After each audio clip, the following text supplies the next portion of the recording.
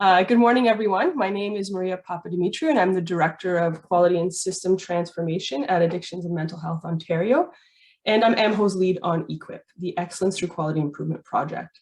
So we're really excited to welcome you all today for our webinar on improving access to community mental health and addiction services, a QI priority for Ontario health teams.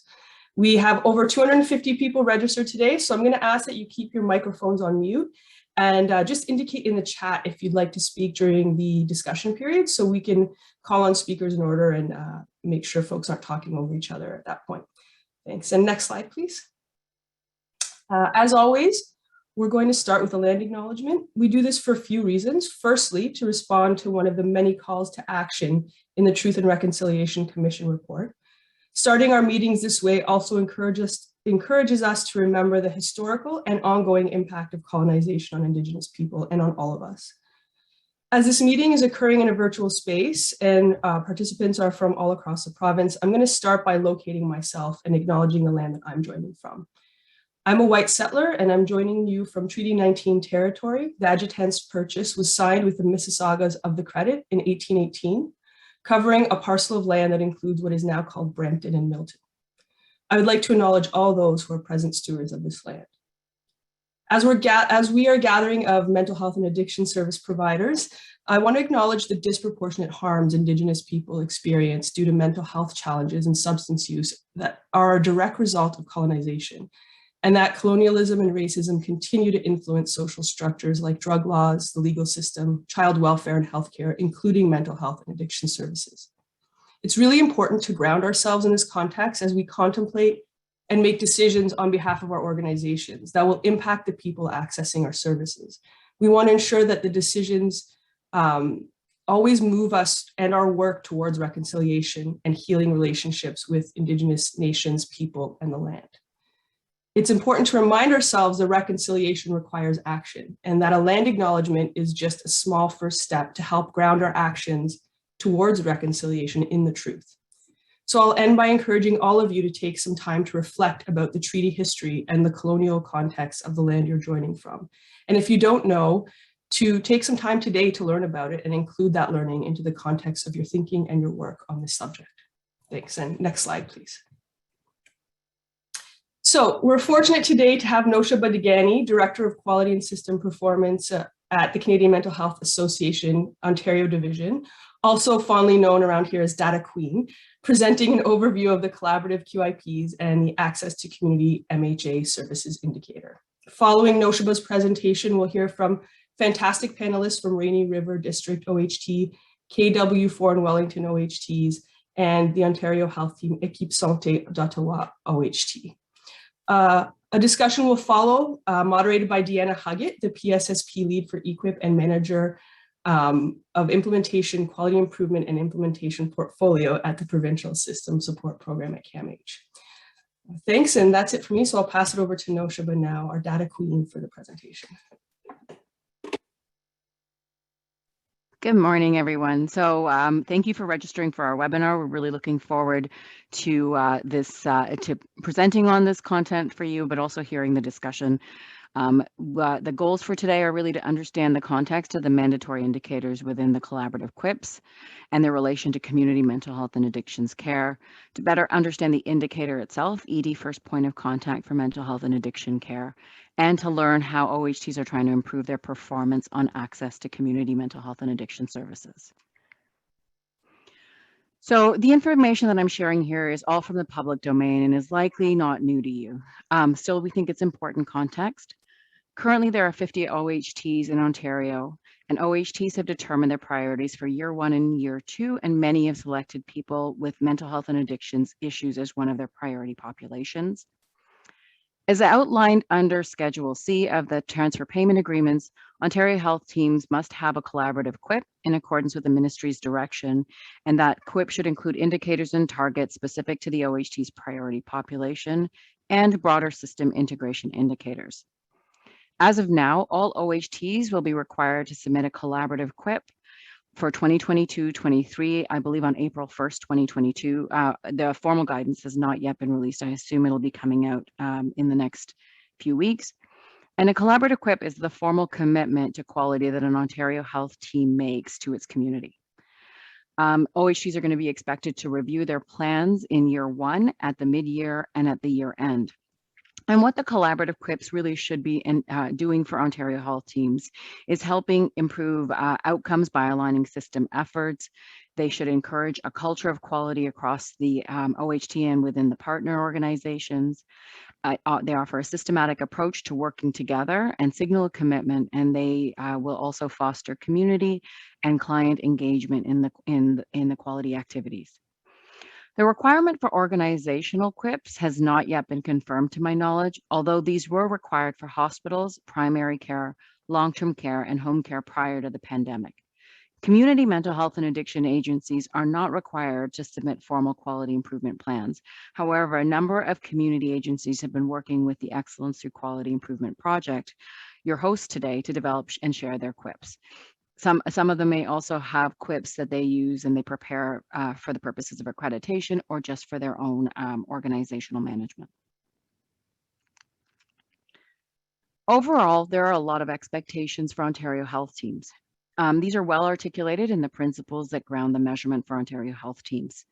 There's also a lot of measurement that will be done to or by Ontario Health teams, including measurement for the purposes of accountability in the OHT specific implementation indicators and evaluation of the program overall.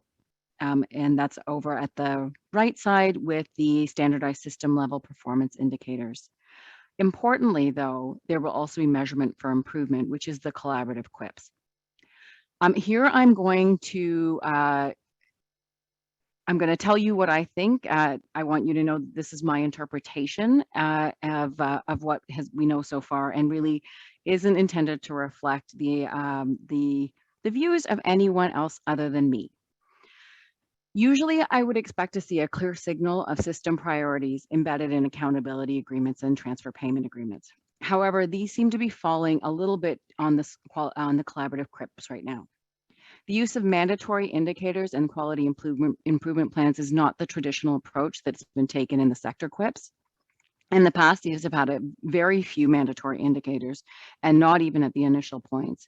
Most of the indicators have been priority or recommended indicators, and the opportunity has always existed to have custom indicators. The C-QIPs have gone with mandatory indicators this year, so far as we know. I assume that this is to set clear system priorities, which I strongly support.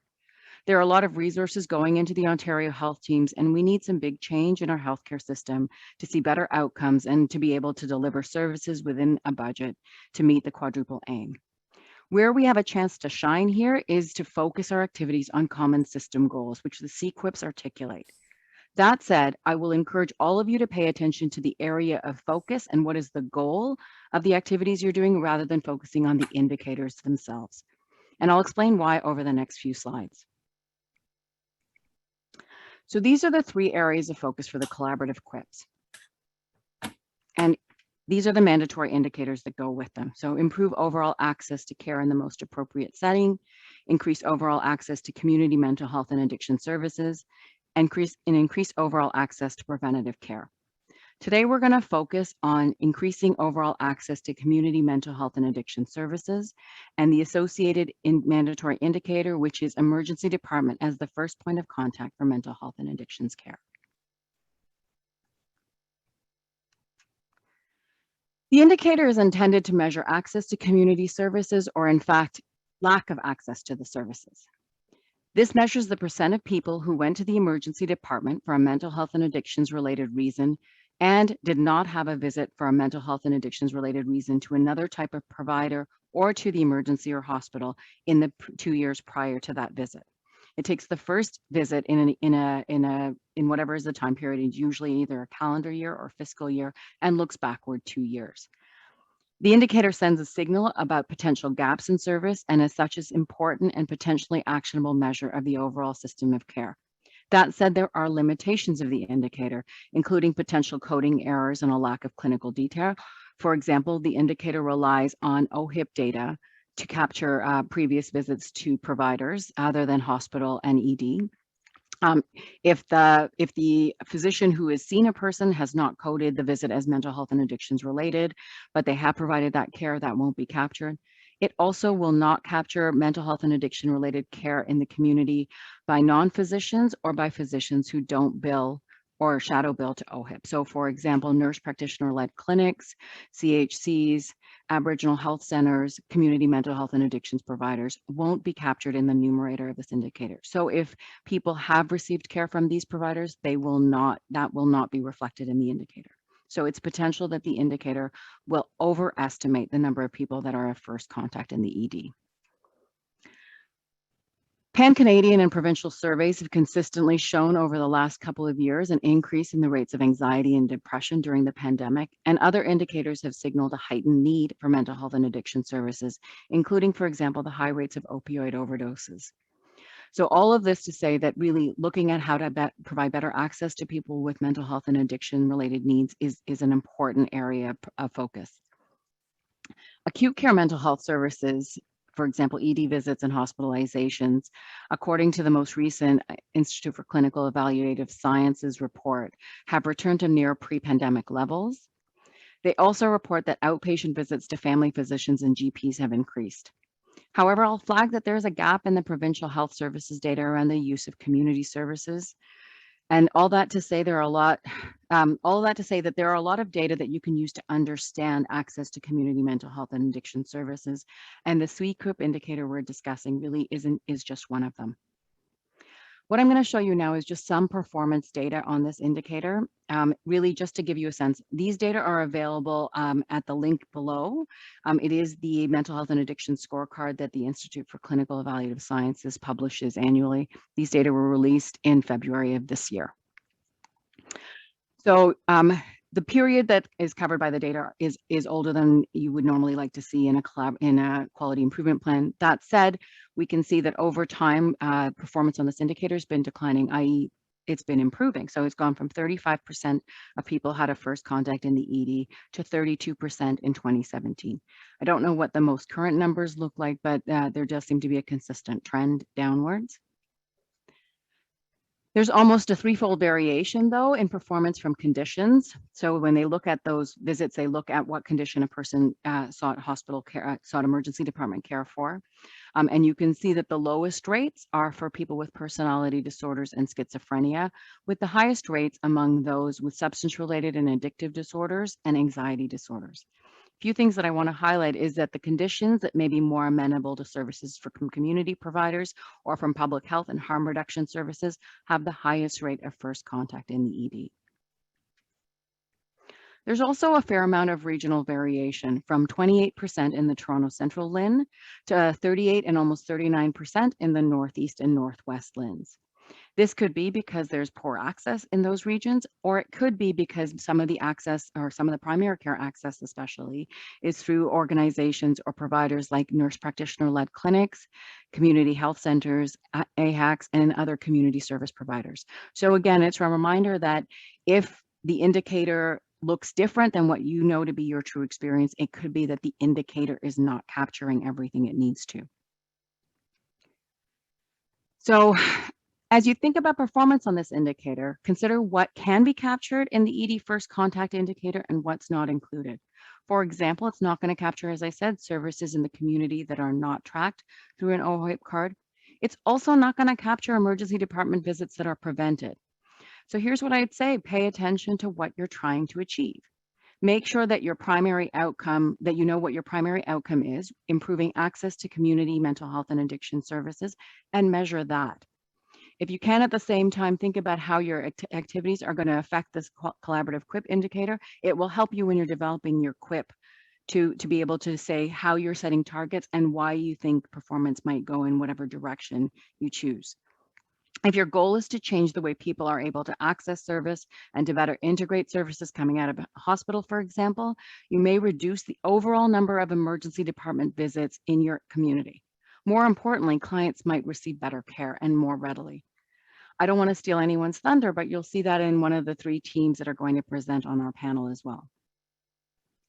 So when you're working on this indicator, you want to think about what data you could be collecting that might provide you more information, context about this indicator. Are you able to measure other services that a person may receive that will provide you a more accurate estimate of performance? Also think about, how do you know if a person is receiving the right service in the right place at the right time? When thinking about the continuum of mental health and addiction services, sometimes the emergency department is the right place for a person to seek or receive care. Some of you may have seen that the Ontario Drug Policy Research Network recently released a report. This is Tara Gomes and her team, about the number of emergency department visits that were happening for things like cellulitis. So they were very serious emergency department visits that are happening for people who have, in some cases, addiction-related conditions, and they're having to go to the emergency department for service. That's the right place for them to receive care. And it doesn't mean that they weren't receiving other care in the community. If they were getting services through harm reduction providers or through addiction agencies, that won't be captured, as I said.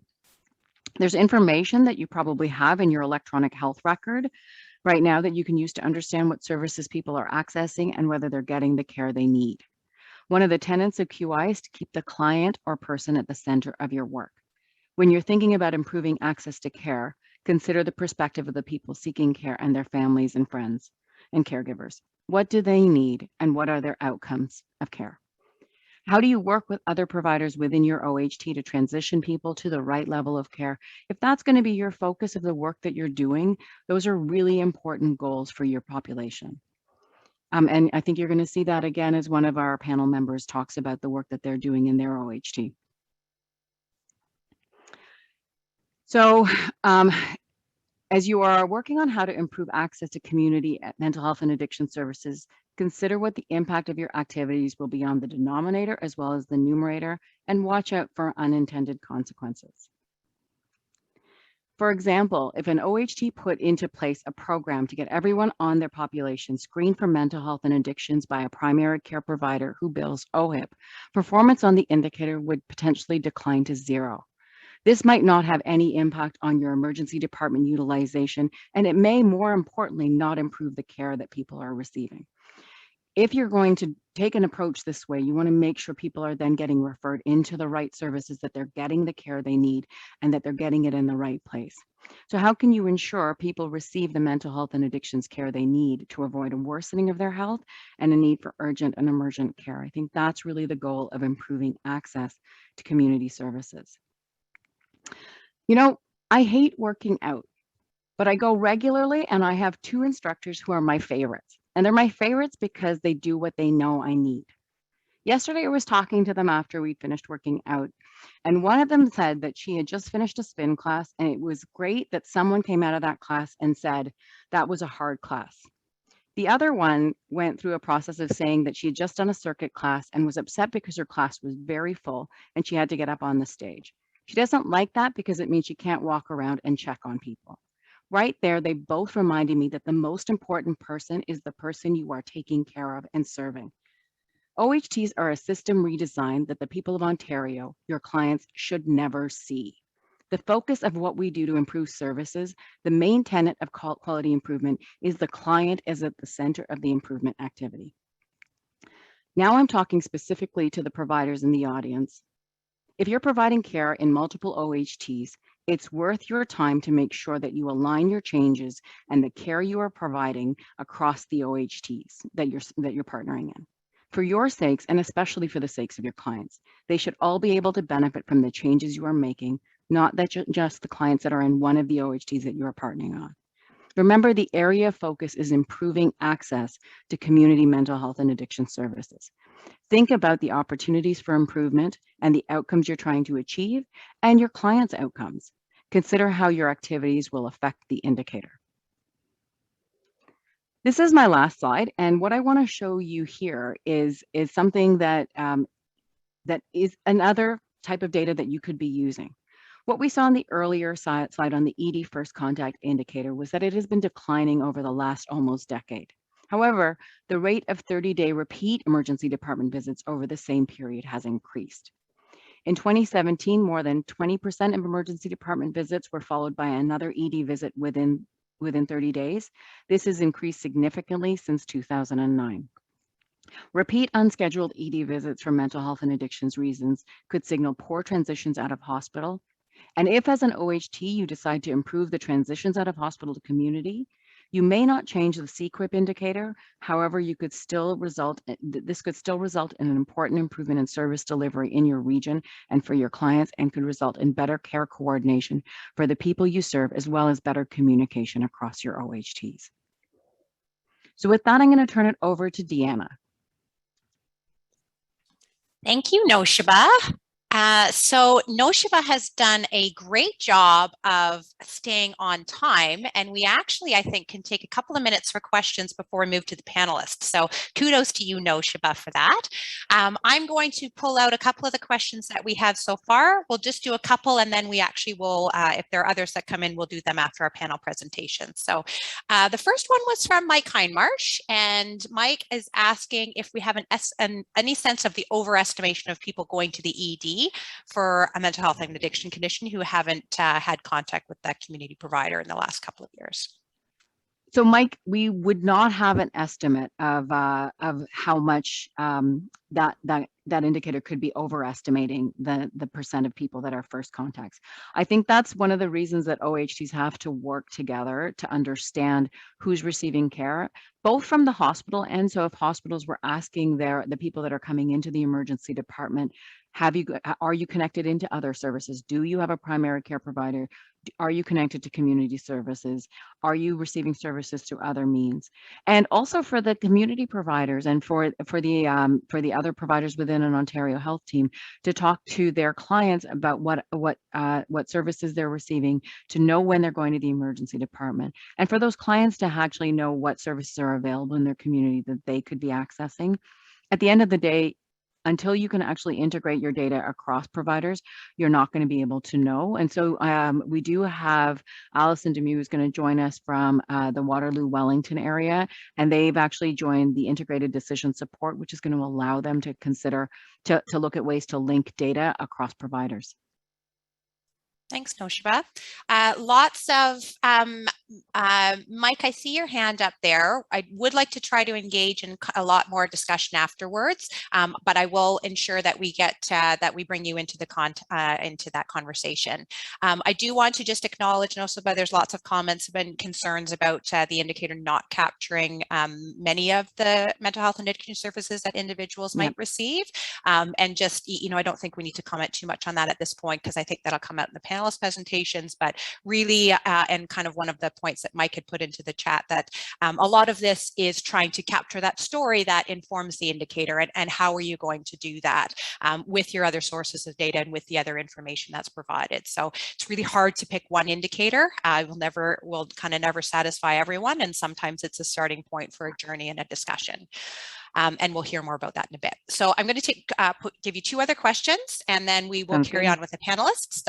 So the next question is from Wendy Gary. Hopefully I've said your name right, Wendy. For OHTs who are on IDS and providing data from a community health center or CMHA in the community, nurse practitioners, family health teams, nurses, social workers, are they able to count and submit both the metric that matches the tech spec, so within primary care, and the metric that is more comprehensive to Ontario Health to show this performance? So how can they track the different metric and match that information? So Wendy, I'm not sure how the collaborative QIPs will set up finally. For the traditional QIPs, what would normally happen is for any of the indicators that were predefined, performance data would be put into the navigator, into their QIP template, so that they could see what their local performance is. I think a lot of this is still up as a question because there are attributed populations. It's really, I can't speak to how they could do it, but I think what you're recommending, or what I'm hearing you say is that organization or OHTs should be able to say, here's what we think is the real performance. So I would make sure that gets into your QIP. If one of your approaches is to do integrated data as a QI activity, that's a really good QI activity to try to understand not just this indicator, but really how are we doing to transition people across services. And Wendy, thanks for your question. And I know the IDS stuff is something that is going to be a really good opportunity to try to do some integrated data. Thanks, Noshba. And one last one before we move on from Anne Wojtak. I apologize if I've not got your name right, Anne. If we do improve access to community mental health and mental health providers, but the province is only tracking and counting OHIP data, how will we know that there are appropriate referrals to community mental health services? Hi, Anne. Nice to see you. Or I can't see you, but it's nice to hear your voice and your question. And I think this is where really the collaborative QIPs really, and this is, and again, I'm speaking for myself. I do really strongly encourage you, if you're working on this indicator, you're trying to understand it, that you take the premise that we're trying to improve access to community mental health and addiction services. We're going to work on getting better data. We're going to work on understanding the performance in our populations. And again, one of the issues that's going to come up for any of the organizations that work across multiple OHTs is how do you then integrate the activities you're doing across so that your population is getting the services they need. At the end of the day, the goal with all of this is to improve access to community mental health and addiction services. And so I would always keep that at the center of what you're doing. And if the indicator is not going to capture it, note it as a limitation of the indicator. As you write, when you write your comments in, say that we know that this is what's missing and we've done our best to try to add that back in. And so challenge the performance value. Thanks, Noshba. Okay, we are capturing the rest of your questions and we will come back to them. And if we can switch to the next slide, I actually would like to introduce our panelists now. So I just want to acknowledge that this webinar was not put together with a whole lot of notice. We did acknowledge that there was some need for just some sharing of information. And so really want to thank the 3 groups that have offered to come and share their current experience. And we know that there are others as well. So want to thank and welcome Shar Strain and Jason Cabell from the Rainy River District OHT, and also want to welcome, they will be speaking first, and we'll go quickly then into the Kitchener, Waterloo, Wellesley, Wilmot, and Woolwich, the KW4 OHT, where Alison Demay will speak about her involvement there, and that also that they're want to acknowledge that many of the folks on this call are participating in multiple OHTs, and we've asked them to speak to their the challenges and the benefits that they're seeing in their participation in across OHTs as well. And our last panelists are from the Ottawa Health Team, E-QIP Santé Ottawa, and welcome Leslie Wells and Tamara Chipperfield and Dania Versailles as well. So we will go through these presentations in relatively rapid order, as I say, so that we can then open questions to all the panelists and also to Noshba at the end. Please feel free to include your questions in the chat box and we will capture them and try to get to everyone. So on that note, I will hand it over to you, Shar and Jason. So Shar and Jason, I think you have slides, so I'm going to stop sharing. Okay, sounds great. Thanks, Noshba. Jason's going to provide an overview of our Rainy River District Ontario Health Team, and then I'll speak more specifically to how mental health fits in and how we are approaching the collaborative QIP.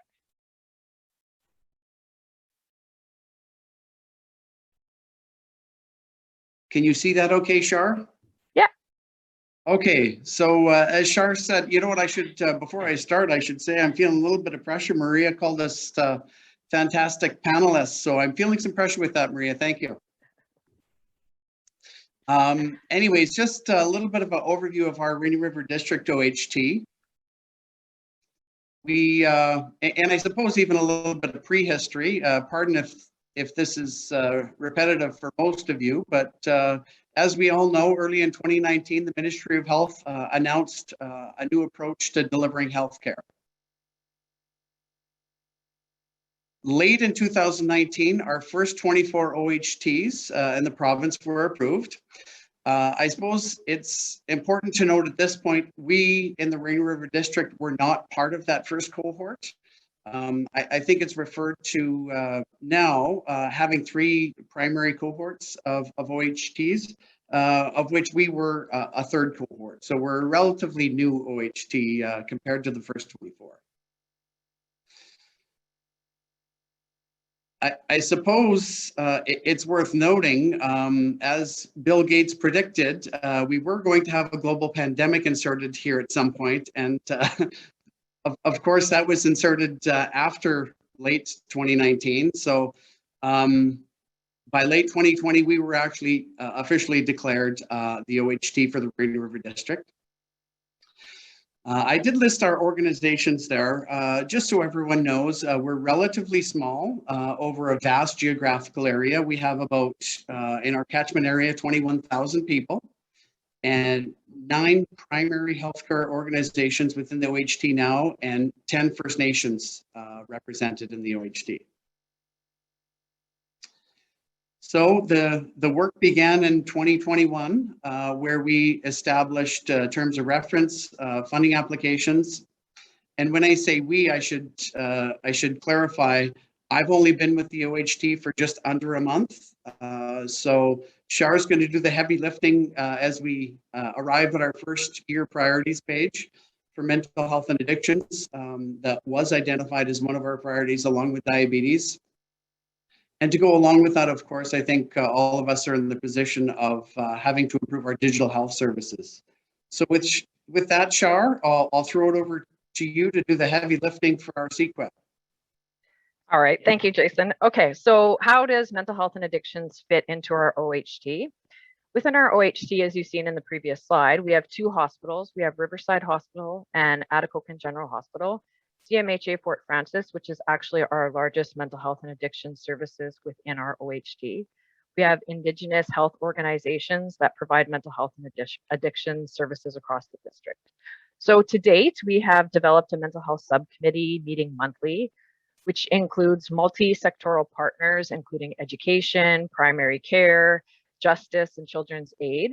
We have mapped clinical pathways across the district and across the lifespan. We've identified gaps and are working on bridging those gaps. At each meeting, we actually have a brief presentation from a partner around services and supports that are available, because we discovered that really we don't know what each other does in any great capacity. So at our next meeting, we're actually having a psychiatrist from our Schedule 1 facility present about the mental health and assessment team and about his outreach services.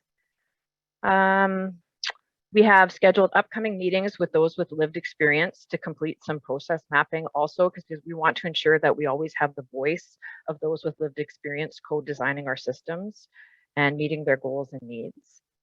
So in regards to the collaborative QIP, as Jason said, we're newly developed and we're newly started. So to date, we have partnered CMHA Fort Frances and Riverside Hospital have been looking at baseline data from both the hospital and community sectors. So we have a mental health and addictions health systems navigator that is embedded within the hospital. And we also have our joint mobile crisis workers through CMHA Fort Frances. And nothing complicated, nothing complex. We're working with some Excel spreadsheets and tracking when people come into the ER, and the health systems navigator within the ER is looking at who they're being referred to. And the joint mobile crisis workers are collecting who they're referring people to, and in particular diversions from the hospital. So we want to ensure that we are capturing the data from the community-based sector, as we know that many individuals receive mental health and addiction services in the community and only attend the ER when it is appropriate and necessary. We are looking at various ways to access data that will support the community mental health and addiction sector. And we were very fortunate that we had the opportunity to meet with Mike Hindmarsh and Nosha Badgani, who are on this call from RISE and CMHA Ontario. I'm just going to speak a little bit about the strengths and the challenges. Is that okay, Jason? Absolutely. Okay, so the strengths of the OHT model, and I have to point out that I am quite new too. I just became the CEO on July 1st. Really, the OHTs truly provide an opportunity for seamless wraparound services that are holistic, and we have the opportunity to meet the goals of people that we serve. Some of the challenges that I have noticed, and Jason, I'm sure, is the pandemic. Sitting behind a computer, it's very hard to interact with who you're supposed to be partners with and working collaboratively with. Various funding streams. So we have Indigenous and non-Indigenous partners at the table. We have our local DSAB. So sometimes that can get a little bit complex. And I think we have to really learn to move away from siloed care to working collaboratively so that we provide seamless care to improve population outcomes. That's it for me. Back to you, Jason. Well, thanks, Shar. Great job. And you know what? Essentially, that's it from our OHT perspective as well. As Noshaba highlighted, in the Northwest, we have the highest incidence in the province for first visit to the emergency department at around 38%. So obviously, with this being a first-year priority, it's fairly significant for us. Thank you so much for this opportunity. Thank you so much, Sharon and Jason, and we will ask all the panelists to present, and then we will do questions at the end.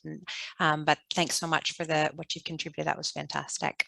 So Jason, I'll ask you to stop sharing, and Noshaba is going to bring up the other slide deck, please. And Allison, if you can pull yourself off mute, that would be great. Great. Are you ready for me, Noshaba? You have the slides, or am I? Oh, great. Magic. Lovely. So if you can take us to our first slide there. There we go. All right. So just a bit of background about, so I'm the Director of Strategy at CMHA Waterloo Wellington. We are part of what was 4 and now 3 to have merged OHTs in our Waterloo Wellington catchment. So the KW4 OHT, the Guelph Wellington OHT, and the Cambridge OHT. We're the largest CMHA, I believe, in Canada. We have about 450 staff locally. So we have a large geography and a large presence in the mental health addictions space in our catchment area. So we do play a very key role in all the OHTs and certainly around some of these E-QIP processes. So just what I'm going to focus in today, though, is the KW4 OHT, because I'm particularly impressed with the process that that we undertook here to understand some of the E-QIP measurements. And the one I'm going to concentrate on today is 4 or more ED visits within a calendar year of 1 year. And I do want to give a particular shout out to Brenda Vollmer from Grand River Hospital, who is on this webinar. I don't know if Brenda, if you're too shy to put your camera on and give everybody a big wave, but Brenda really is the brains behind a lot of, there she comes, behind a lot of the quality work that's been done on this. There's Brenda. She's a rock star. And so don't scoop her up. We need her. But she has really gone a long way to creating that culture of quality. And we'll walk you through some of the work that Brenda did here. And now that I've pointed her out too, I would encourage you to ask her particularly questions, because she's kind of the data queen of our OHT. So I'll walk you through this, and Brenda, jump in at any point if you need to as well. This is the priority populations for year 1. KW4 is really in year 1 right now, so they're a little bit late to the OHT game, but strong presence in terms of the work that we're doing. So the 3 priority populations were frail elderly, refugees, and homeless and precariously housed, which was very clear at the onset when we were discovering those priority populations that mental health and addictions was a cross-cutting issue. So we have working groups specific to those priority populations, but then we also have a working group just on mental health and addictions work, of which the E-QIP process has really been a galvanizing piece for our work on this. So next slide, please.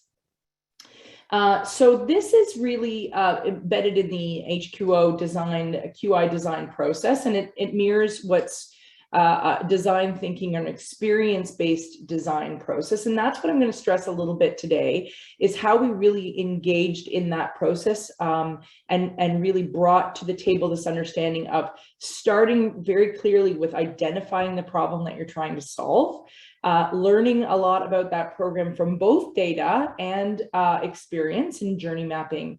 We're at the process now of getting into the prototyping and testing of solutions. And then we will continue that sort of QI process through this. So next, I think the next Noshaba is just a quick, that's where we were at the beginning of this.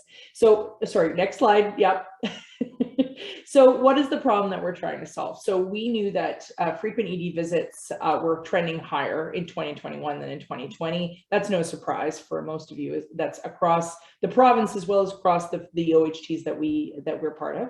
But in KW4, between April and June, there were 347, actually, I think it's 76 349 individuals, sorry about that number, who had 4 or more visits to the emergency department for mental health and addictions issues within that period of time. So we're not talking about a lot of people here, and that's important to note. But sometimes that's to your advantage, because actually you can deep dive on the experiences of those individuals and really uncover what is the issue here that we're trying to solve. Most frequent ED visits were individuals living in 3 postal codes, and that's also an amazing opportunity and an insight that we wouldn't have learned otherwise through this process.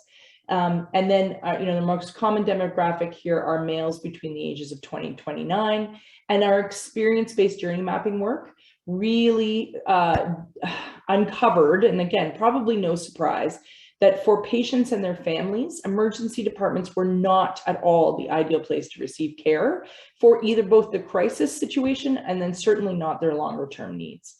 So next slide. I'm going to walk you through a couple of the pieces of data here, just so you see where we uncovered. And again, huge shout out to Brenda and the team here, who really started to look at uncovering what level of data we had at our disposal, both at a hospital level, but then also in community as well.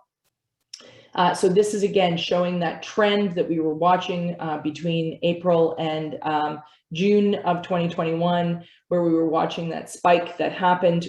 Our data coming into September, we did see a little bit of a leveling out, but still a high number of individuals seeking care within the ED. Next slide. This was, I think, one of the most interesting insights that we were able to do is do a hot map of postal codes of folks that were in that cohort. And we really started to narrow it down to about 3 main postal codes. So when it comes to understanding the community-based mental health and addiction supports that are needed as part of a possible solution, we could really start to understand the locale of those supports and what's needed. So even though CMHA Waterloo Wellington is a large regional body, it's got us really thinking about a neighborhood strategy more than a regional strategy when it comes to delivering some of our adult intensive services. Which it was clearly sort of the mental health and addictions service area that was in need of thinking differently as we approach this problem. Next slide. This was an interesting slide. When it comes to the ED, we often jump to the conclusion that folks are going to the emergency department because mental health and addictions community-based services are not open, or primary care is not open. And in fact, when folks come is also kind of interesting. So we started to see that there was a trend right after the weekend, Sunday, Monday, Tuesdays, and not necessarily happening in the sort of those, 8 p.m. to 8 a.m. hours. In fact, sometimes afternoons were the time in which folks were going to the emergency department when in fact services are open and accessible. So another interesting insight that way. Next slide. And again, this is understanding, the demographic folks that we know. Overwhelmingly, we're watching those folks that are in that 349 group of repeat ED visits being males between the ages of 20 to 29. So another interesting way for us to explore how we design services specifically for those needs. Next slide. And again, that's a slide sort of, again, showing that hot mapping that was done, where we were understanding, between the cohort of visits, what is the age group that are represented. All right, so this is actually the part that I'm interested to add into the mix of our data world, and that is the journey mapping process that we did here. So we asked all of the providers that were in this working group, so that includes addiction providers, CMHA, primary care, counseling groups that are not funded through MOH, and others, to really understand and unpack the journey mapping of some of the individuals that would fit into this cohort. So they explored within their own group, the personas of individuals that they have stories related to this. So 4 or more repeat visits. And we did a journey mapping process where we understood what are in fact the client journey steps, what part of the system are they interacting with at each of those steps, what are they thinking? So what is the family members, so not just the patient, but their family members, what's happening in their world? And in this case, we sort of treated them as customers, but what are they actually, how is that affecting? So is it a positive experience, is it a negative experience? And then understood that timeline. When we did that mapping and looked at it across multiple different realizations, that's when we were really understanding that, you know, the emergency department is something that we understand from a very early age as being where you go when you're in trouble. So whether or not you've broken an arm or whether or not you're in a mental health or an addictions crisis, it's the go-to place. And so that was understood as when either family members or in fact patients were feeling that they were in a crisis, they just wrote understanding that that's where you go. What was also clear from this journey mapping experience was that that was not, in fact, the place where they should have gone, mostly because the experience was exactly that. It was an experience where they were stabilized, but with a high degree of stigma, with a high degree of misunderstanding of what their needs were. And then they were not actually linked in often cases to long-term treatment or support. And so we saw that revolving door issue, and that's where the 4 or more repeat visits was the identified opportunity for redesign. So it was where people were going, but not actually where they should be going in these circumstances. Next, so what the next process that we did was a mapping process, and we did this based on the tiered framework. If you've ever experienced this, this is based on Dr. Brian Rush's model, which he's done for the addiction sector, but it's incredibly applicable for mental health as well. And we mapped our current community-based services, but then we went beyond just, again, MOH funded services and looked at counseling services in the community, primary care services, and of course, inpatient services, and map them according to this tiered framework to understand where possible gaps could be on what are essentially core services. And where we did find was that there was a disconnect between 5 and 4 and between 4 and 3. And certainly in the area of moderate to episodic care, there's a huge gap and certainly a gap when it comes to free mental health and addiction services. That's where oftentimes it's a fee-for-service based service. So that was an interesting conclusion as well. Next slide. So back to our QI process, and I'll keep going here because I know that we're running out of time. We were going into the second stage of that process and understanding now, okay, so we've got our understanding of our problem, and now we're into the stage of understanding prototyping solutions and testing those solutions. So that's where we are now. Next slide, and I'll walk you through that very quickly. What we did was we came up with, in this case, 5 problem statements. So very quickly, the needs of our highly acute and complex folks are not being met by crisis and emergency care. MHA care in the emergency department is not designed for long-term stabilization and outcome improvement, no surprise. Family and patients have little understanding of the options of care, not clear where to go on different stages of their journey, and their wait is often very long. Services are not flexible to meet the complexity of needs, especially of certain priority populations, in our case, homeless and precariously housed and refugees. And then obviously the social determinants of health are very rarely designed into the system to be able to address, again, those long-term treatment supports. Thanks, Noshba. Next slide. So we did a what, how might we? And this is the stage that we're at now. So we've identified those problem statements, identified key problems that we want to solve, and we did a high ideation exploration around how might we solve some of those key problems around access, gaps in information, coordinating service, and then even some of the pieces that we're watching play out right now, like human resources capacity constraints and infrastructure capacity restraints. And that's the point that we're at right now, is understanding what opportunities we have based on all of that data. And I think it takes us to our last slide here, which is prioritizing. Once we came up with a whole bunch of ideas, we had to prioritize which ones we would want to work on. And the way that we did that was, if solved, this problem would have the largest impact on that E-QIP variable, which is the reducing repeat visits. So again, back to that QI process, we're using that as our mapping tool to where we are, and we're about to embark on, again, moving from ideation through to prototyping and testing and seeing how that works. Thank you so much, Allison. That was fantastic. Lots of great information there, and we've got some good questions that will come out of that, and we'll follow up on in a minute there. I know you had invited Brenda, I believe, to comment. Brenda, just wanted to give you a quick opportunity if there's anything you'd like to add. No, thanks, Allison. You did a great job. Thanks. Thank you. Okay, so we will turn it over to our Ottawa Health team folks. So I'll invite Leslie and Tamara to speak first. Thank you.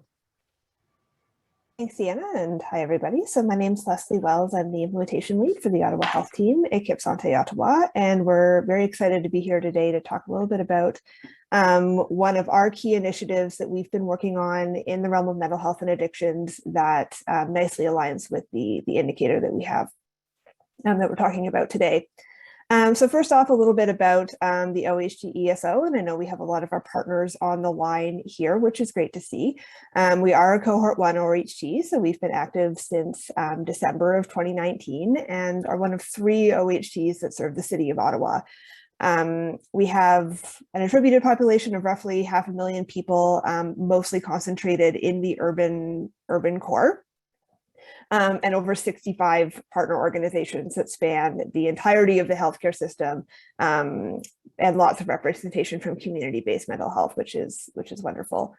From the outset, oh, sorry, back one slide still, thank you. From the outset, we've had 2 priority populations. One is adults with mental health and addictions concerns, and then the other is frail older adults. Next slide, please. So mental health and addictions within our OHT, from the beginning, we've had a focus on preventing avoidable and repeated use of the emergency department, particularly for folks who are unattached to primary care. We did have some data that was indicating that a lack of attachment to primary care was, or folks who didn't have attachment to primary care rather were overrepresented in folks who were accessing mental health services in the emergency room. So we have 2 initiatives that are currently underway in this bucket, one of which is focused on reducing repeat visits to the emergency room, much like the KW4 folks we're just talking about. That's designed to smooth out and streamline referral pathways into community-based services for folks who are repeatedly showing up in the emergency room. And that's been in a stage of planning for a while, and we're excited to be in a trial implementation phase of that right now. But what we're going to spend most of our time talking about today is our Counseling Connect initiative, which is directly tied to the goal of reducing first contact in the ED for mental health and addictions, but it really crosses, similar to what Noshiba was sharing earlier, it really crosses all of those areas of focus in the quality improvement plan in terms of providing right care at the right time, and also prevention-oriented care. Maybe not the indicators themselves, but the 3 areas of focus for sure. We're also very happy to say that it's a collaborative across a number of OHTs. We have cooperation between the Ottawa East OHT, Ottawa West 4 Rivers, and Kids Come First as well. So really excited to share that as well. So I'm going to turn it over to Tamara Chipperfield, who's the Director of Mental Health Addictions and Community Services at Centretown Community Health Center, to share a little bit about this piece of work.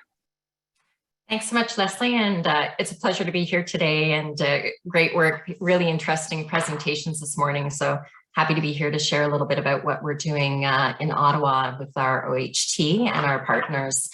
So as Leslie mentioned, Counseling Connect is one of a couple of initiatives that are underway with our OHT. And if there's a silver lining to the pandemic, it's been the wealth of learning around virtual care and digital enablers to support people in seamlessly accessing care where they need it. So next slide, please.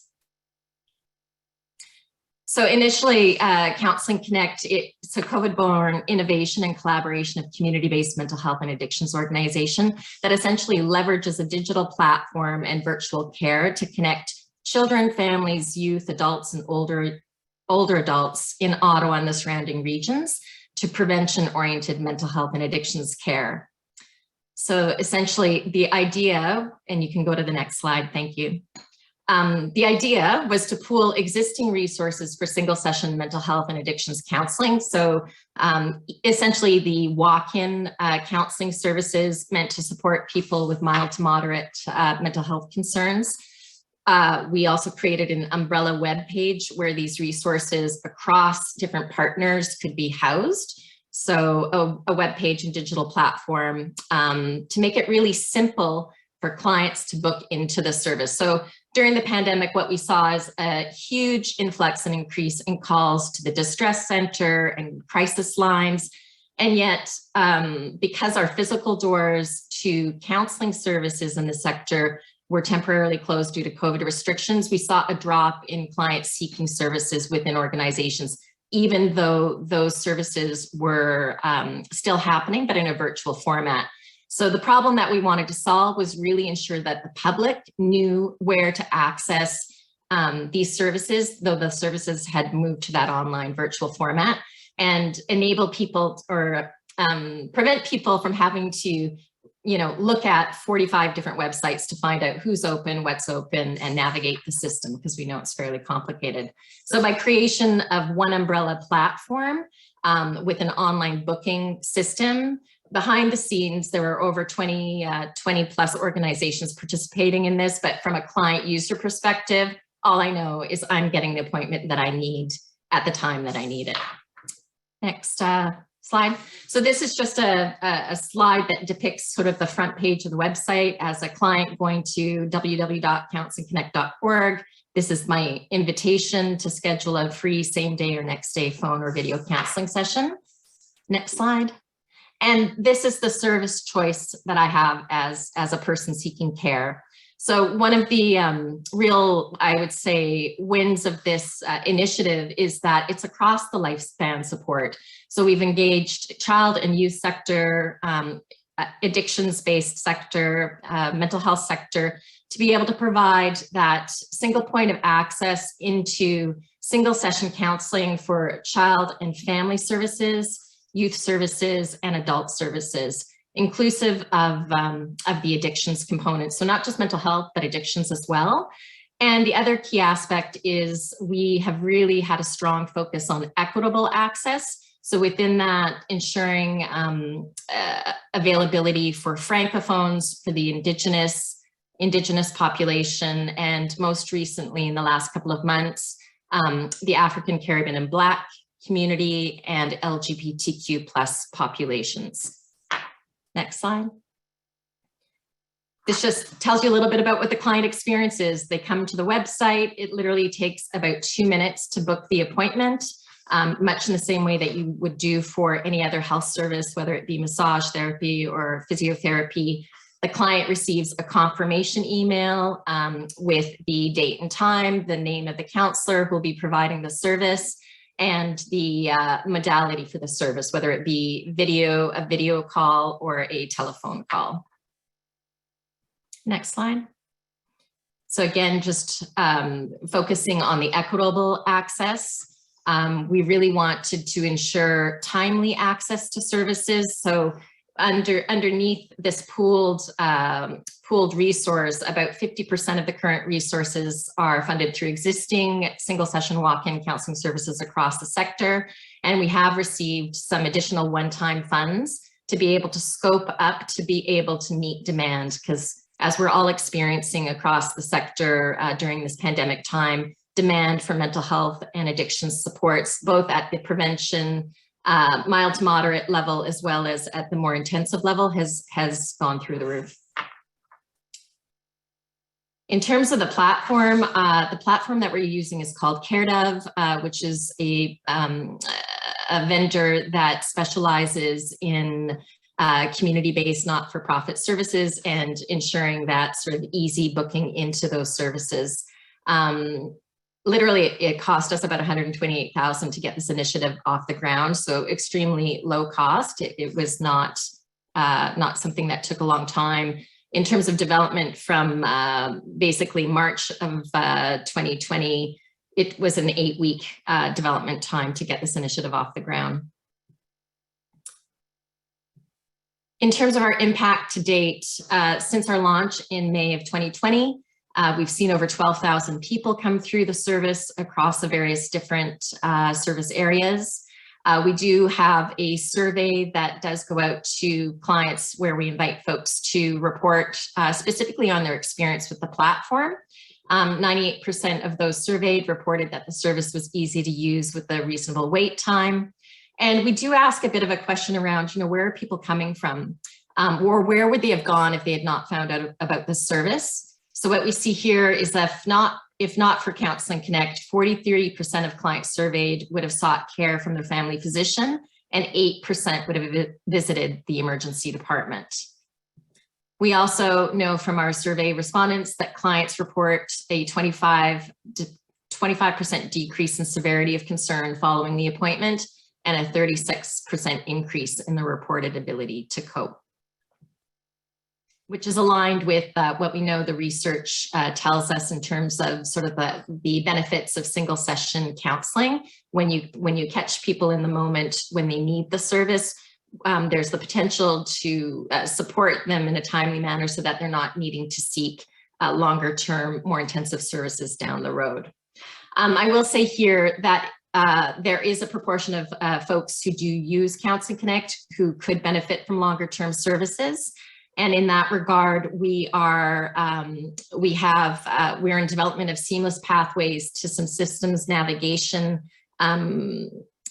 initiatives that have come through in our area in the last little while, called Access MHA and One Call, One Click, which are initiatives that essentially will screen, assess, and match folks to the right service down the road. So we're able to do that.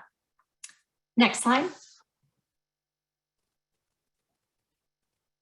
And here's just a couple of quotes from folks who have emailed us with feedback on the service. And we continue to look at, how do we reach out to primary care providers? We have pathways from various different hospitals. So when folks arrive at the hospital for a mental health and or addiction issue, and they're assessed at that level to be better served in community, the triage nurses or the triage social workers have a profile with Counseling Connect, a CareDev account, and they can easily book people in so that the person is leaving the emergency department with an actual appointment to the service.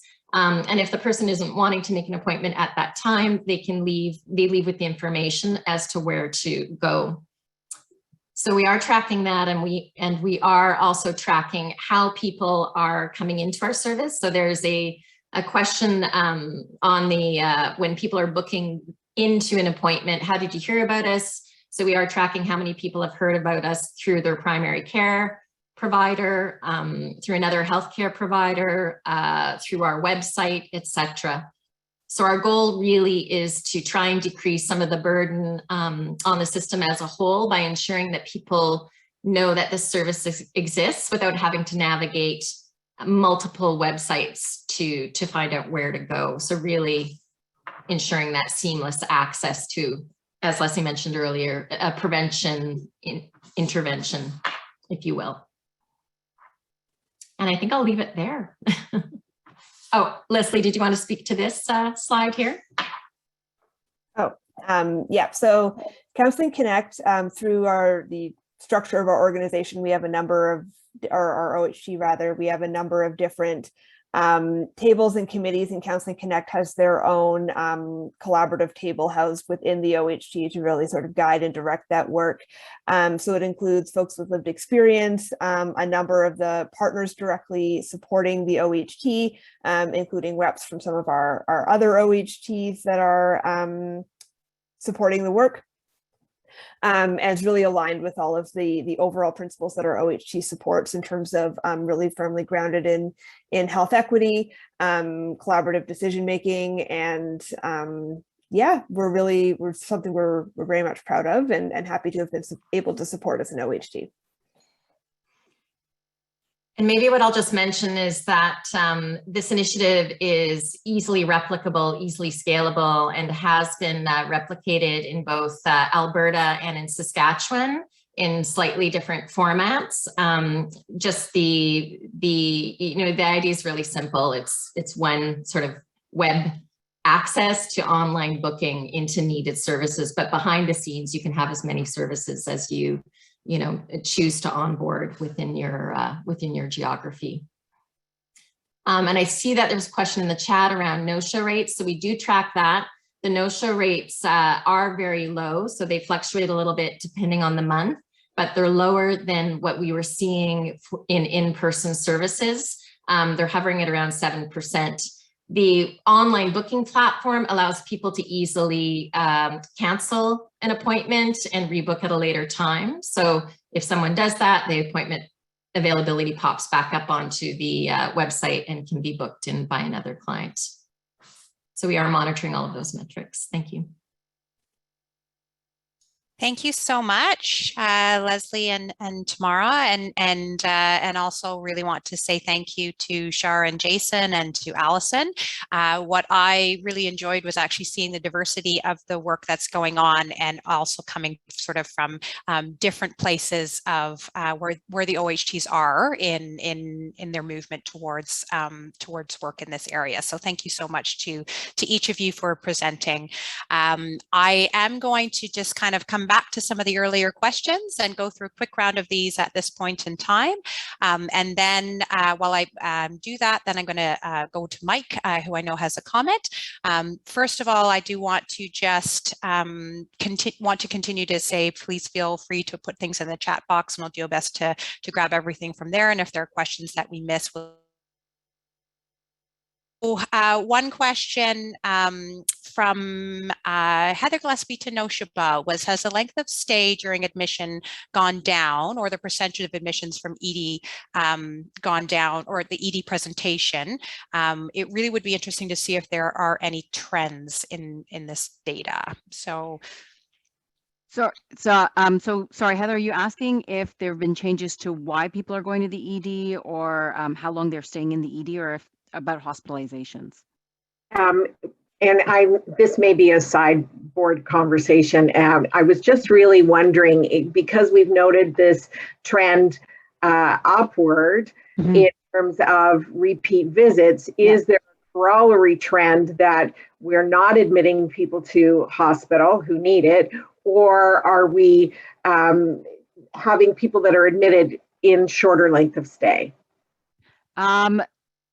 I don't know the comparable information, but I think what you're raising is a great point, that when you start thinking about these indicators, think about the other data that can help you understand it, because that's how you'll know, okay, maybe one of the reasons. And so this did happen, like, for example, when hospitals were asked to try to push and to reduce lengths of stay, they did see some uptick, especially locally, in readmission rates.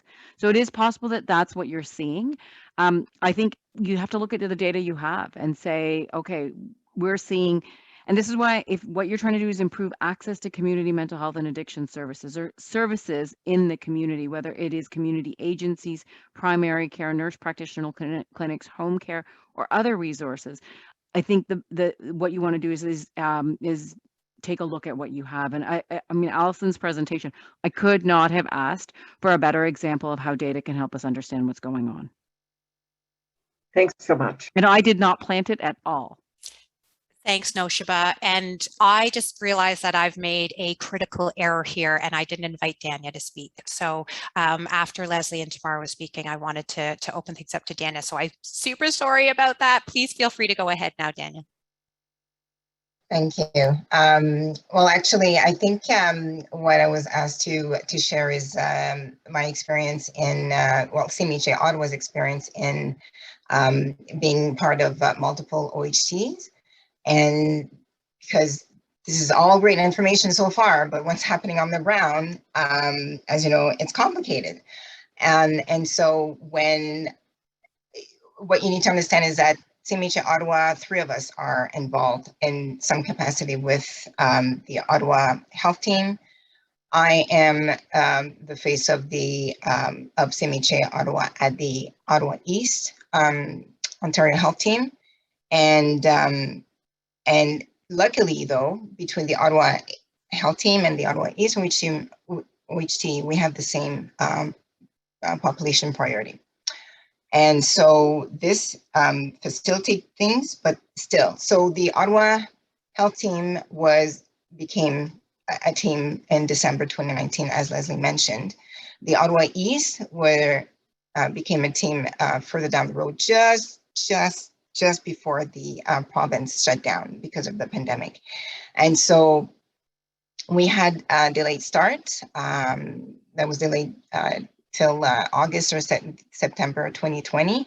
And so that's fine. You know, we had to do what we had to do. But all this to say that in connection with what Leslie and Tamara explained with Counseling Connect, we were there at the beginning at its inception. And luckily at CMHA Ottawa, one of our teams, System Navigation, provides services to individuals who live with mental health and addictions in all of the local Schedule I hospitals. So especially at the emergency department, that's where they do their work.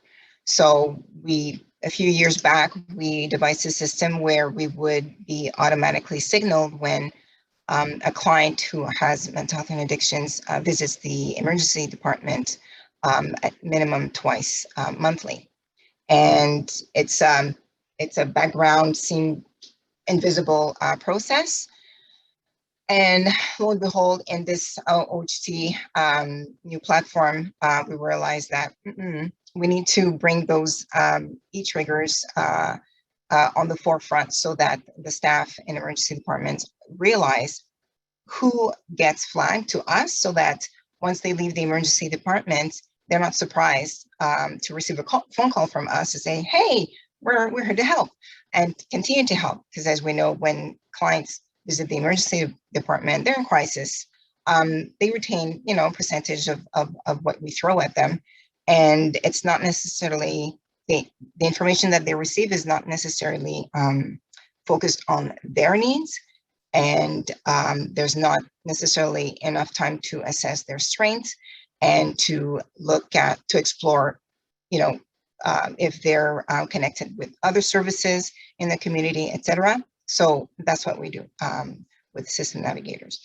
And so the challenge for us to help address the objective of reducing emergency department visits is to face the silo culture, of our system. And it's a great challenge, but it's a challenge. So first off, I think Noshaba mentioned, and others have mentioned as well, the ease of one of the main hurdle is to improve the transition in care, right? For the clients who are coming to the emergency department, but also outside. Right now, with all the silos that we have, it's hard. Not everybody's on the same page. In addition to that, our systems are not, they don't gel well and they don't communicate well. And we know that.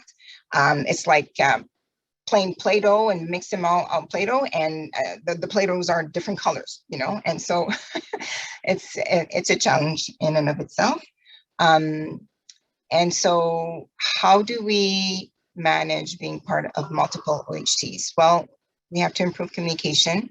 We have to arm ourselves with great equip and quality data experts and gurus like Noshaba and the Mike Heinrich of this world. Thank you so much for your assistance. We also created with the Ottawa Health Team, Ottawa East OHT, Kids Come First, with CHIO, and soon representatives of the Prescott Russell area and Four Rivers will join an inter-OHT strategic table, whose mandate is to make sure that we don't step on each other's toes, and to ensure that everybody's going in the right direction, the same direction, and as well to ensure that what we see as priorities on the ground is well communicated, to the Ontario Health Table and the Center of Excellence table, because we still realize that there's a big gap. a clear evidence of that is what we've been talking so far. The data that's available is very hospital-centric. It's not necessarily based on the needs of clients and families and everything that they deal with. It's making service providers' job hard, because we constantly have to ask them, you know, to relate their history, their stories, and we're trying to avoid that. But until we have systems that talk to each other in humane way, I guess, it's gonna be hard. So let me look at my notes here to see if oh yes, another issue as well is when we make improvements, when we initiate improvements, the ease with which we can collect the data, you know, monitor it, measure it, evaluate it, analyze it, and then, you know, our capacity to report on it is choppy, because again, you know, the clients will go where they need to go at from one point of access to another. But right now, with, you know, privacy structure and or systems, it's choppy. They don't. So you understand how it is complicated. I'm not sure if there's any other information, Nashaba, you wanted me to share. Dania, that actually is really helpful and really helps provide some additional context in terms of what's happening across your region and some of the pressures that you are facing. And I saw a lot of nodding heads there. So thank you for capturing. Thank you for capturing that. I will, and I apologize again. That was a total miss on mine. So really sorry, Dania. I do want to come back to a couple of these other questions. We've got about 10 minutes. And as I said, we will try to follow up on questions after the fact if need be. I also want to save a couple of moments because we have a poll that we'd like you to answer in terms of if there are some follow-up items we can assist with, or you know, we can connect with some of our system partners on to provide some assistance with outside of this conversation. So there are a couple of comments, or actually there were a number of comments in your presentation, Noshiba, where there's this need to kind of work with partners to engage on the sharing of data, and Dania, you just mentioned this as well, from all other participants, and really that is kind of one of the goals of this conversation, is trying to help share some of these challenges and share ideas, and I think you know, Leslie and Tamara did a really good job of identifying one potential solution. I know there's lots happening across the province on that, and also really trying to identify how we figure out sort of these local tests of change that are aligned with the metrics that are required as part of the E-QIP, and really telling, you know, as has been articulated, that there's this opportunity, you know, where there's restrictions in terms of the potential metric, there's this opportunity to speak more broadly about the work that you are doing, and how we need to capture some of that other data. There were a couple of questions on how mental health and addiction related visits to the ED are actually identified, and I'll turn this to you, Noshiba. And you know, a couple of points around there may be very few that are identified. Allison, you mentioned that your sort of top number was actually a very small number, and wondering, you know, many are related to pain reasons and maybe reporting as other reasons, but there may be underlying mental health and addiction issues. And are these captured? And is both DAD and OMERS data captured? Noshiba, can you speak to that? So actually, I'm going to turn it over to Danielle Martin, who's joining us from Ontario Health, who's offered to actually answer some, just to give a bit of an overview of the indicator. Danielle, are you on? I am here, yeah. And actually, the real, I may not be able to answer that real technical one, but let me just kind of start off and give a quick note about some of the indicator questions that have come in. But so lots of familiar faces on this call. And for those of you whom I haven't met, my name is Danielle Martin, and I work both with the Mental Health and Addiction Center of Excellence at OH, and also with the team that supports the collaborative QIPs and that worked to put together this indicator. So this has just been a great presentation, and it's great to see all the work that people are doing. So I'm going to try to speak really fast so we can get back to some of the questions from the speakers. Generally speaking, really good feedback on the indicator. I'll say that a lot of the comments are the same ones that our team grappled with when we were trying to find a good indicator to reflect in this work. So 100% agree and acknowledge some of the limitations. I think Mike made reference to this in the comments that we would anticipate that this indicator will evolve over time because it really does miss a big chunk of the sector, which is the stuff that's happening in the community. So just wanted to let people know that we knew that. And then I would also say that when we put this in, we wanted to get organizations to do exactly what our speakers here are doing, which is to really, I think, use data as an opportunity to shine a light and then go and use good QI tools and engagement with partners and with clients to try to understand it a little bit more. So I think that indicator will evolve over time, and I would just really encourage organizations to use it as a chance to go and do that good QI work that we've seen here. And to Noshiba's excellent point, to try to understand what data you have locally that might kind of help you dig in a little bit more, or kind of how you can pull a few different indicators together to see that. And I know that our team is working to pull together some resources here to do that, and happy to take feedback or advice about how best to do that as well. And I had another really good point I was going to make, and it completely just fell out of my head as soon as I finished that one. So, actually I remember it. And then the other thing to flag is a lot of other comments. I think, Anne, you mentioned it about some of the limitations around access to data in the community. I'll just flag really briefly that in parallel, there is some work happening there that the Center of Excellence is working on. So we really are hoping that some of the points that people raised today will be able to address over time. So keep sharing your comments and feedback, and we'll keep working on them to address them. To the very specific comment about some of the codes around ED visits, I know Catherine and others flagged those. I can take that back to the team and make sure that when we send out the guidance and technical specifications soon, that we try to find a way to answer some of those really technical questions. So just so I'll turn it back to you, Deanna, because I know that there were lots of good questions that about some of the presenters at the end. So thanks so much, everybody. Thank you, Danielle. I am going to, as we're in a couple of minutes, Ash and team, I'll ask you to bring up the polls and just ask people to kind of pop their answers to the poll questions as we continue our discussion. I also want to flag here that there will be a couple of slides at the end that will share out about some of E-QIP resources, and I'll give Mike an opportunity to talk a little bit about the RISE resources that are available to support, and also wanted to let you know that Mike and his team and our team at E-QIP are in some collaborative talks to again try to identify what some of the system needs are that are out there. I'd like to just bring a couple of questions out here. The one is from Martin, and maybe Noshiba, you might be able to answer this one. Are cases such as Form 1 and ED presentations captured, Form 1 and 2, ED presentations captured under the E-QIP counts, or are they treated separately? So that would be in the indicator. Sorry, before you jump in, Noshiba, the polls aren't actually up. So if we could just get the polls up while the question is happening. Yeah, that's great. Thanks, Maria.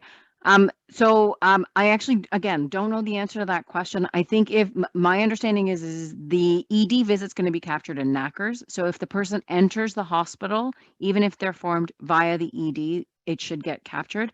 That said, I know, and I know Danielle said that the QI team will work on the technical specifications for the indicator that is in the collaborative QIP, but I will share after this meeting, this indicator specifically is an Ontario grown indicator. It was developed by the Institute for Clinical Evaluative Science, and there are some detailed tech specs.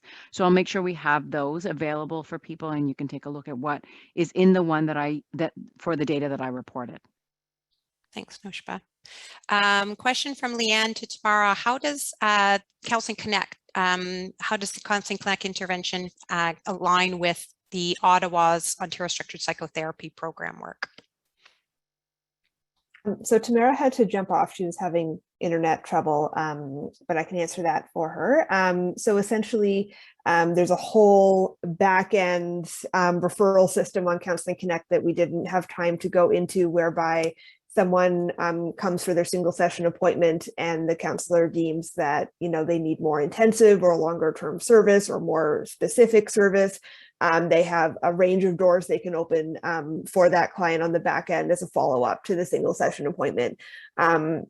So one of those doors is the centralized access program that we have here in Champlain called Access MHA, that would facilitate referral into an OSP program if that's what was needed. Thanks, Leslie. Mike, I'd like to allow you a quick opportunity to chat here if you'd like to take the floor for a minute or two. Sure, thank you. Just briefly, for those of you that aren't familiar with RISE, RISE is an organization funded by the Ministry of Health specifically to support OHTs in this transformation work.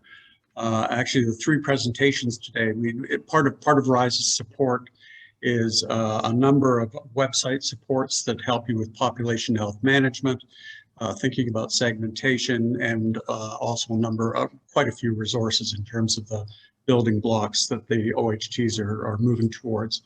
The other key resource is the availability of practice coaches. And so there are 4 of us coaches that work with the OHTs to help them develop a lot of the work that they're doing.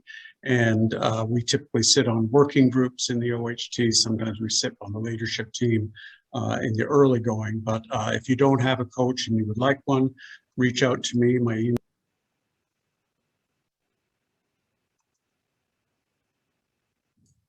Did anyone else lose Mike, or was it just me? I think he just muted himself. Sorry, I'm back. I just somehow muted myself. In any case, my email is there in the chat if you want to reach out to me, and I can tell you more about the RISE supports. Also, as we're wrapping up here, I'll put RISE's website in here for you to have a look at.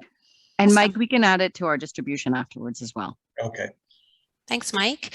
So if we could go to the next slide, please. And thanks, folks, for participating in the polls. I just want to kind of follow up on some of the comments that Mike made. So as Mike articulated, RISE is focused specifically on OHT supports and Excellence for Quality Improvement project, and our partners at MHA and CMHA Ontario and Provincial System Support Program at CAMH are really working to build some additional community capacity around for community or mental health and addiction organizations, and to help you try to identify some of the needs or supports that you might have. We also have, actually next slide, please.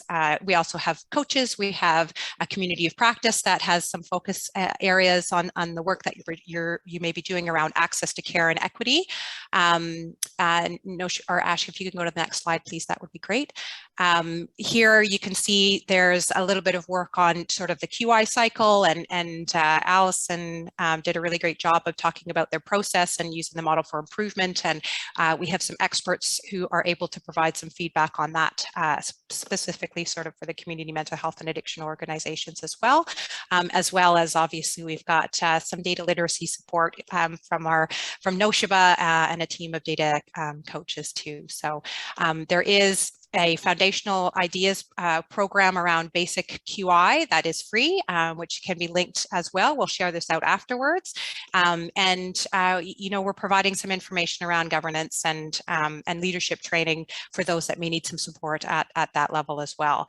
We do offer consultation services. So if there's something that you'd like as a follow-up to this and would like to reach out to us and we can talk through some of those pieces, we're also happy to provide some help there. Joyce, just the final last minute here, ALC stands for alternate level of care. We can, one of the poll options was if there's you would like to have a conversation around the mental health and addiction side of things around the ALC indicator as well. So hopefully we will hear from you and see you all soon. And again, want to say thank you to all of the panelists who came together at short notice and gave some really great information. And to Danielle ONL and our Ontario Health partners for being here and supporting us as we try to support the sector and support them in figuring out the direction that needs to happen to help improve services for the folks on the ground. So thank you so much for being here.